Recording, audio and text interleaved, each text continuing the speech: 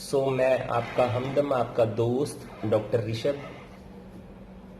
कल के जो हमने टॉपिक पढ़ा था उसको आगे सेकंड पार्ट की ओर को लेकर चलते हैं। जो हमारे पास अगला आती है दैट इज स्ट्रेटिफाइड एपिथेलियम।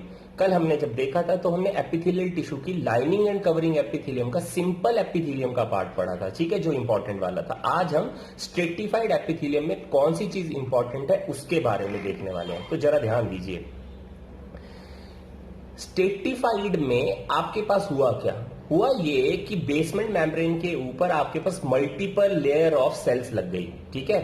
अब मान लीजिए मैं ये कहना की कोशिश कर रहा हूं स्ट्रेटिफाइड स्क्वेमस एपिथेलियम है, तो आप इसका मतलब ये समझें कि बेसमेंट मेम्ब्रेन से ऊपर की ओर को जाते हुए जो टॉप मोस्ट लेयर होगी वो स्क्वेमस टाइप के सेल की होगी। अगर मैं वर्ड यूज कर रहा हूं स्ट्रेटिफाइड कीवर्डल है तो टॉप मोस्ट लेयर होगी कीवर्डल सेल की, स्ट्रेटिफाइड कॉल्यूमिनर तो टॉप मोस्ट लेयर होगी कॉल्यूमिनर सेल की। ये चीज ध्यान होनी चाहिए, क्लियर। अब देखो यहां से इंपॉर्टेंट क्या है, वो इंपॉर्टेंट है स्ट्रेटिफाइड स्क्वेमस एपिथेलियम। देखो स्ट्रेटिफाइड स्क्वेमस एपिथेलियम बेसिकली दो तरह का है, एक केरेटनाइज्ड और दूसरा नॉन केरेटनाइज्ड।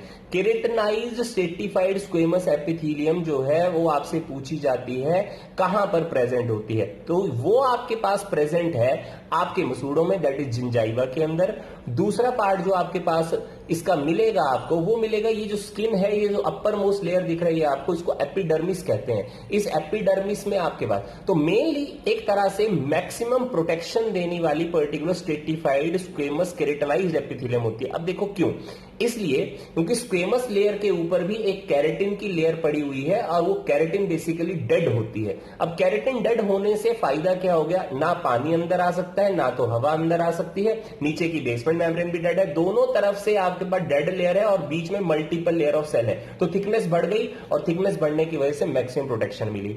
दूसरी आती है नॉन केरेटनाइज्ड स्ट्रेटिफाइड स्क्वेमस एपिथेलियम। कहां प्रेजेंट है जी आपके पास, ओरल जो म्यूकोजा है ना, मीन में जो माउथ का इंटरनल पार्ट है वहां पर बेसिकली आपके पास क्या चीज प्रेजेंट है, नॉन केरेटनाइज्ड स्ट्रेटिफाइड स्क्वेमस एपिथेलियम। इसके अलावा वेजाइना के अंदर पार्ट ऑफ द एपिग्लॉटिस में भी आपको बेसिकली यही वाली, सॉफ्ट पैलेट हो गया वहां पर भी यही एपिथेलियम मिलती है।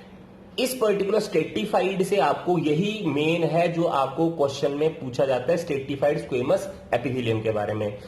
तीसरा आपके पास एपिथेलियम आती है वो है पर्टिकुलर सूडो स्ट्रेटिफाइड वाली। देखो सूडो का मतलब होता है फॉल्स स्ट्रेटिफिकेशन का मतलब multiple layer, mean by multiple layer नहीं है लेकिन देखने में ऐसा प्रतीत हो रहा है कि मल्टीपल लेयर वाला एपिथेलियम है। अब यहां पर होता क्या है, छोटे छोटे सेल वो इलोंगेट कर गए, इलोंगेट करने पर हमें ऐसा लग रहा है कि दूसरी लेयर ऑफ आपके पास सेल की बन गई है, लेकिन ऐसा नहीं होता है। आपके पास एक ही लेयर सेल की है जिसमें कुछ बीच के सेल आपके पास इलोंगेट कर जाते हैं, तो उसको सूडो स्ट्रेटिफाइड कहते हैं। क्वेश्चन पूछते हैं कहां प्रेजेंट होती है, ट्रैकिया के अंदर आपके पास यही है और दूसरा ब्रोंकाई।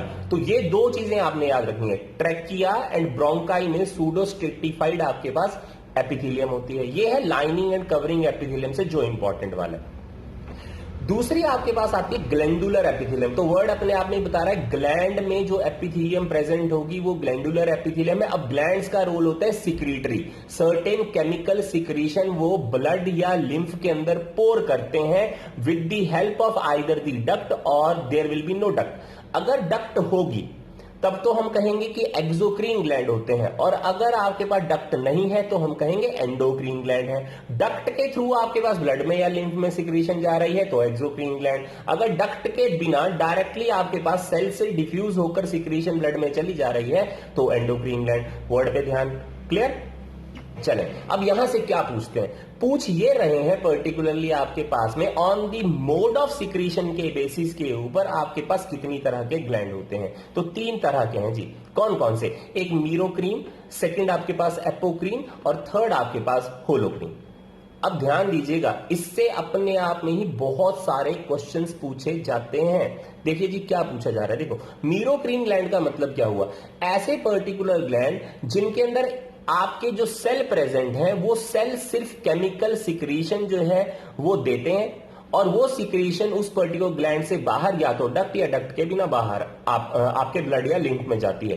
तो ये हुए मीरोक्रीन टाइप के। तो ऐसे जो पर्टिकुलर मीरोक्रीन ग्लैंड है वो आपकी बॉडी के अंदर स्वेट ग्लैंड है, नोट डाउन करिएगा, पक्का क्वेश्चन है। स्वेट ग्लैंड आपके मीरोक्रीन टाइप के ग्लैंड होते हैं। दूसरे आते हैं एपोक्रीन। तो एपोक्रीन का मतलब हुआ, एपी का मतलब apical part of the cell, ठीक है जी। तो एपोक्रीन ग्लैंड में जो सेल पर्टिकुलर कोई सिक्रीशन आपके पास में ब्लड या लिम्फ के अंदर पोर करने वाला है with the help of a duct और either there will be no duct, वहां पर क्या होने वाला है, जो सेल सिक्रीशन देने वाला है उस सेल का एपिकल पोर्शन टूट जाएगा और ब्लड और लिम्फ में उस सिक्रीशन के साथ में चला जाएगा। तो ये हुए एपोक्रीन। तो एपोक्रीन जो ग्लैंड है वो आपकी बॉडी के अंदर मेमोरी ग्लैंड होते हैं, क्लियर। लेकिन वो मेमोरी ग्लैंड फंक्शनल होने चाहिए, ये इंपॉर्टेंट है। तो मेमोरी ग्लैंड जो हुए उनमें पर्टिकुलरली आपके पास में एपोक्रीन ग्लैंड होते हैं। वो दूसरी एक क्वेश्चन यहीं से पूछते हैं, मेमोरी ग्लैंड जो होते हैं वो मॉडिफाइड स्वेट ग्लैंड है, ये भी ध्यान रखिएगा। Mammary glands are the modified sweat gland होते हैं। तीसरे ग्लैंड आते हैं आपके पास होलोक्रीन ग्लैंड। अब होलोक्रीन का मतलब हुआ होल, है ना, HOLO। तो यहां से वर्ड याद रखेंगे, होल ऑफ दी सेल, है ना। अब होल का मतलब पूरा सेल। तो देखो, एक सेल जो पर्टिकुलर सिक्रीशन दे रहा है, जब वो सेल सिक्रीशन दे देता है तो वो सेल पूरा का पूरा डिसइंटीग्रेट फट जाता है और उसके टुकड़े जो हैं वो ब्लड और लिम्फ में या तो डक्ट या डक्ट के बिना चले जाते हैं। मीन बाय जिस सेल ने सिक्रीशन दी वो सेल ही बाद में क्या कर गया, डिसइंटीग्रेट कर गया, फट गया। ऐसे ही पर्टिकुलर ग्लैंड को हम क्या कहते हैं, होलोक्रीन टाइप ऑफ ग्लैंड। और ऐसे ग्लैंड आपके पास कहां प्रेजेंट है जी, जो सिवेशियस ग्लैंड होते हैं वो पर्टिकुलर आपके पास इस तरह के ग्लैंड होते हैं। तो याद रखिएगा, एपिथेलियल टिश्यू में कल जो मैंने पार्ट 1 बताया था और आज का जो पार्ट 2 है जिसमें मैंने जो जो पर्टिकुलर आपको एग्जांपल बताए उनको आप एक बार से नोट करिएगा, याद करिएगा, क्योंकि वही मेन इस पर्टिकुलर एपिथेलियल टिश्यू के, एनिमल टिश्यू के पार्ट के क्वेश्चन है। Thank you very much. कल हम फिर से आपके साथ एक वीडियो के साथ मिलेंगे।